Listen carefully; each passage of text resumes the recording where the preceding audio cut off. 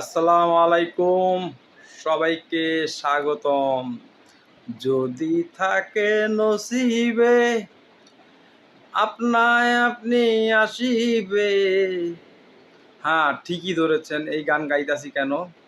যদি নসিবে থাকে তাহলে ম্যাচ জিতা যায়, বিশ্বকাপও জিতা যায়। ২-০ গোলে পিছিয়ে থেকে আর্জেন্টিনা আজকে যেই কামব্যাকটা করলো সেটা আর্জেন্টিনার ইতিহাসের সেরা কামব্যাক। একদম মাইন্ড ব্লোয়িং একটা খেলা। এই মাত্র ১৩ মিনিটে তাদের যে কামব্যাক, ৩টা গোল, ২ গোলে পিছিয়ে থেকে ম্যাচ জিতলো। প্রথমে ১৫ মিনিটে মিশর গোল করলো, ১৯ মিনিটে প্লান্টি পেল মেসি এবং সেই মেসি প্লান্টিতে গোল করতে ব্যর্থ হলো। আর্জেন্টিনা ১-০ পিছিয়ে থেকে প্রথম হাফ শেষ করলো এবং ৫৯ মিনিটে মিশর একটা গোল করলো, সেটা ফাউলের কল্যাণে বাদ হলো এবং ৬৯ মিনিটে তারা আবারও একটা গোল করলো, ২-০ পিছিয়ে পড়লো আর্জেন্টিনা। তো সেই মুহূর্তে ভক্ত সমর্থকরা ভাবতেছিল বা সবাই ভাবতেছিল যে আর্জেন্টিনা রাউন্ড অফ 16 থেকেই বিদায় নিবে, কোয়ার্টার ফাইনালে উঠতে পারবে না। ব্রাজিল বাদ পড়ে গেছে, পর্তুগাল বাদ পড়ে গেছে। তাদের ভক্ত সমর্থকরা কিছুতেই চাচ্ছিল না যাতে আর্জেন্টিনা উঠুক। তারপরেও আর্জেন্টিনার দর্শক, বাংলাদেশের দর্শকরা হতাশ, খেলোয়াড়রা হতাশ, কোচ হতাশ। সেই মুহূর্তে আর্জেন্টিনা যে কামব্যাকটা দিল, ৭৮ মিনিট পর্যন্ত আর্জেন্টিনা কিন্তু ০ গোল, মিশর ২ গোল। সেই মুহূর্তে ৭৯ মিনিটে প্রথম গোল করলো রোমেরো, মেসি বাড়ালো, এয়ারে বল দিল, হেডে গোল। প্রথম গোল, ২-১ ব্যবধান।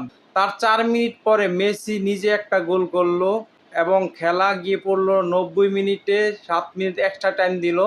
৯৩ মিনিটে আরও একটা কাউন্টার অ্যাটাক থেকে আর্জেন্টিনা গোল করলো এবং বলটা বাড়ালো হচ্ছে লাউতারো মার্টিনেজ, বল এয়ারে দিল এবং এনজো ফার্নান্ডেজ যে গোল দিল হেডের মাধ্যমে, সেটা গোলকিপারের ধরার কোনো ব্যবস্থা ছিল না। একদম চরম একটা গোল। এবং তার আগে গোলকিপার যে মিশরের পিরামিড হয়ে বার পোস্টের সামনে দাঁড়িয়েছিল এবং গোল করতে পারছিল না, একের পর এক ব্যর্থতা, প্লান্টি মিস, দলের মধ্যে ভুল বোঝাবুঝি, মিস পাস, বল লুজ করা, কাউন্টার অ্যাটাকে গোল খাওয়া, সবই হচ্ছিল, কিন্তু গোলটা হচ্ছিল না আর্জেন্টিনার। কিন্তু ৭৯ মিনিট থেকে যে গোলের খরা ঘুচলো আর্জেন্টিনার এবং সেই খরা থেকেই আর্জেন্টিনা কিন্তু ম্যাচটা জয়লাভ করলো এবং একটা অবিশ্বাস্য জয়, যেটা আর্জেন্টিনার ইতিহাসের সেরা জয় বললেও ভুল হবে। আর্জেন্টিনার ইতিহাসে সেরা জয় এটা, কারণ আর্জেন্টিনা বিশ্বকাপে এর আগে সবার প্রথমার্ধে যদি তারা লিড ছাড়া মাঠের বাইরে যায়, বিশ্বকাপের ১৩ বার তারা হেরেছে, সেই ম্যাচ জয়লাভ করতে পারেনি। আর সেখানে ২-০ গোলে পিছিয়ে থেকে আর্জেন্টিনা আজকের ম্যাচটা জয় দিয়েই মাঠ ছাড়লো। তো কংগ্রেচুলেশন আর্জেন্টিনা, বামস আর্জেন্টিনা।